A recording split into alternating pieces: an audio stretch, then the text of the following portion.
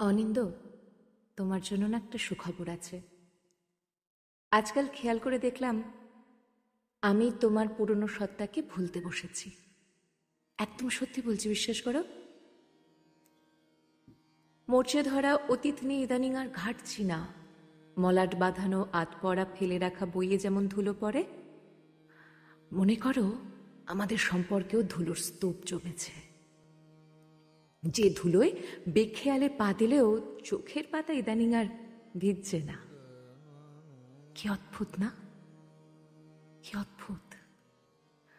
তুমি কিভাবে কথা বলতে, কিভাবে তাকাতে, কিংবা কি অজুহাতে আমার মন ভালো করতে ভর দুপুরে আজকাল খুব করে চাইলেও আমি আর মনে করতে পারছি না। অনিন্দ, আমি ভুলতে বসেছি আমাদের দুজনের দেওয়া প্রিয় ডাক নাম।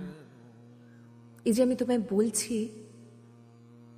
আমার কি এতে দুঃখ হওয়া উচিত, নাকি আমার মনটা কেন ঝলমলে হয়ে উঠছে কথাগুলো বলতে বলতে?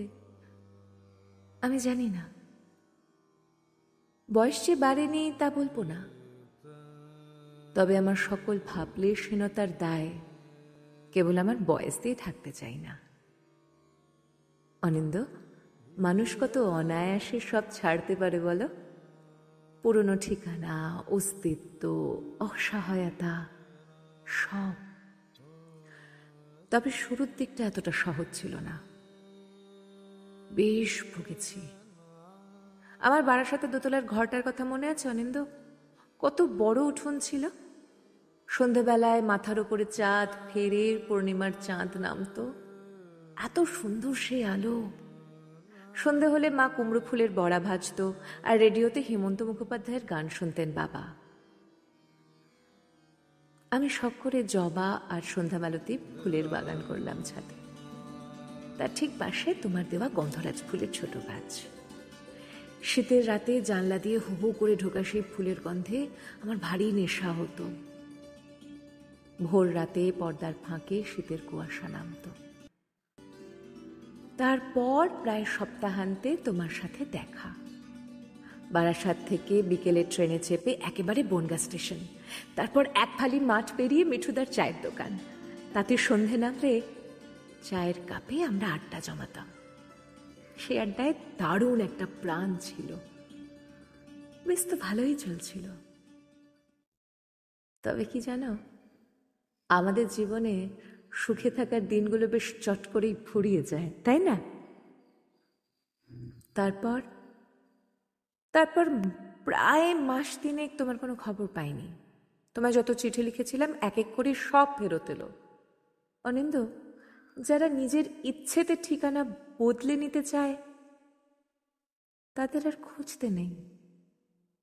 তাদের আর খুঁজতে নেই, জানো, খুঁজতে নেই।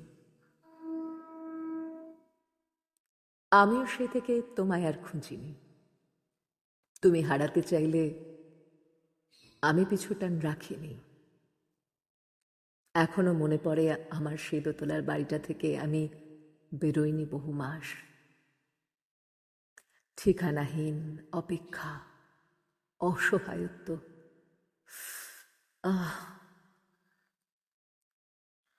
বাড়িটা ছাড়তে বেশ কষ্ট হলো। আমাদের বইমেলা থেকে কেনা কবিতার বই, নকশা কাটা জানলার পর্দা, দেয়ালে টাঙানো সত্যজিতের আর্ট ফ্রেম, জানলার ধার ঘেঁষে উপচে পড়া সন্ধ্যামালতী, তোমার গন্ধরাজ ফুলের গাছ। এত সব কিছু ছেড়ে আসা তো সহজ ছিল না অনিন্দ, সহজ ছিল না। তবুও সময় তো ফুরায়। জীবনে একটা করে মানুষ কমতে থাকে। হয় তারা ফুরিয়েছে, নয় আমি হারিয়েছি। দিন শেষে এই বিষাদগ্রস্ত পুরাতন শহর প্রতিনিয়ত বদলেছে। অনিন্দ, এই শহরে যার নিজের কোনো ঘর নেই, তার ঘরে ফেরার কোনো তাড়া থাকে না। তুমি বরং ঠিকানাহীন থেকো।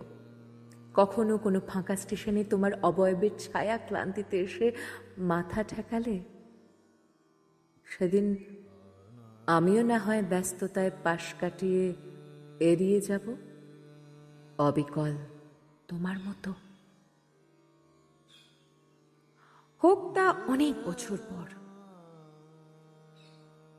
তবু তুমি যেন অপেক্ষারও মৃত্যু হয়। ঠিকানা না রেখে ভালোই করেছো বন্ধু।